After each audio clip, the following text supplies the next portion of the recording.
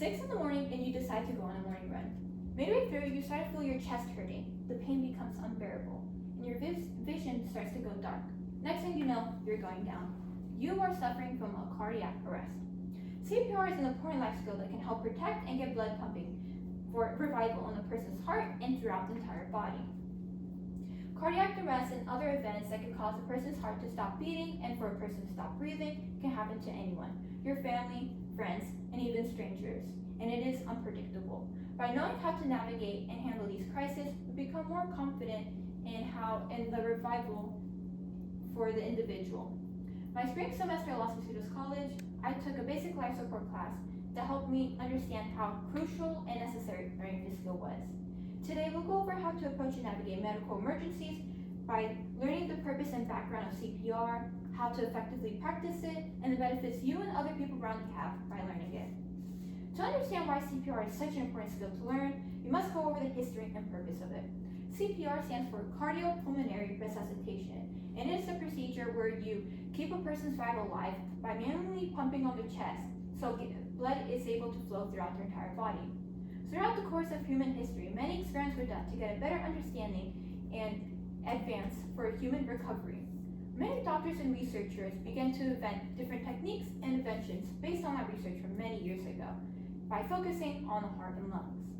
In 1960, Dr. Safar and Dr. Jude began successfully resuscitated a person by doing mouth-to-mouth and chest compressions on them.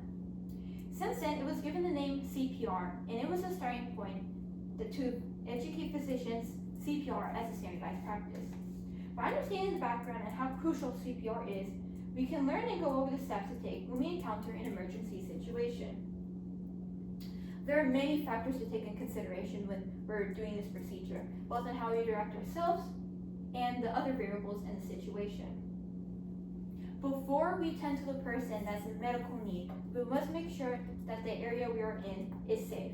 If we are not in a safe environment, we were not able to have our full and critical attention and care on that individual. If we assess that it is safe, we go up to them and tap on them to make sure if they're okay. If we do not get a response, we must call 911. If you are in an area that has many people around, give them the task to call 911. By giving them the task, give them a clear objective on what to do. If we call out in public, it might scare people away from taking on the task, and people might become intimidated and assume that other people are doing it instead. For the same reason, task someone to get an AED, automated external defibrillator, that gives an extra support revival that analyzes the patient's heart rate. Once that is complete, we look over for the patient's breathing.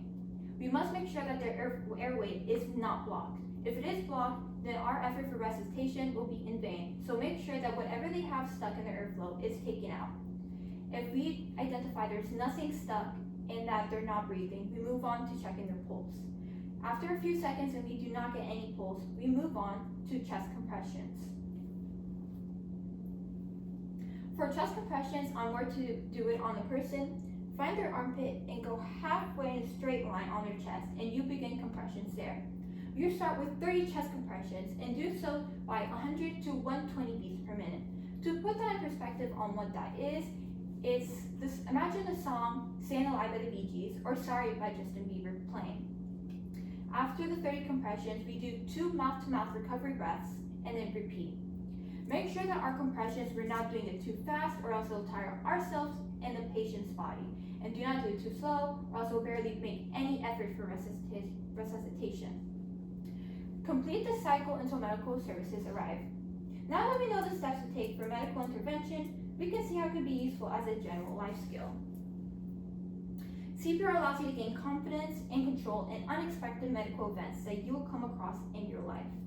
CPR is very important in different aspects or areas of work, such as education, healthcare, fitness, and when we're looking after children, to the point that it is the CPR certificate is a qualification to make sure they can handle and know what to do when that situation occurs. Learning CPR is a great way for as extra support out in public. when you're calling 911, sometimes they won't be there in time to make sure that the person will have a crucial recovery.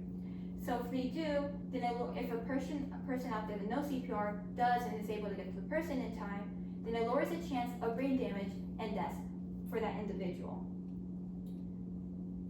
Today, we looked over how CPR reshapes society and public health by learning how the background of it, how to effectively practice it, and the importance of learning it for many people around you. CPR is what makes and breaks a person's survival, and learning this can be a miracle that keeps them breathing, keeps their heart pumping, and most importantly, keeping them alive. Life is incredibly unpredictable. So now, when we encounter ourselves in that position or witness a medical occurrence go down, we can use our newfound knowledge of CPR to save the person's life.